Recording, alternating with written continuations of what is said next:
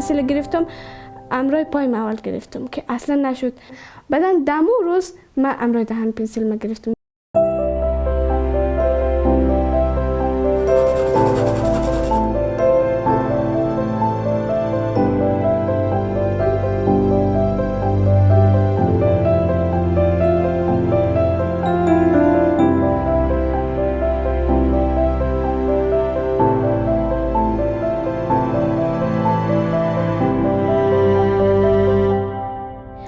نقاشی که همیشه میبینین بدون استاد انجام دادم و حالا که همگی ازم خبر شده استاد از استاد تر میشه، میگه ما تو رو یاد میدیم. هر کس میایه به سن خود میزنه که من تو رو یاد میدم.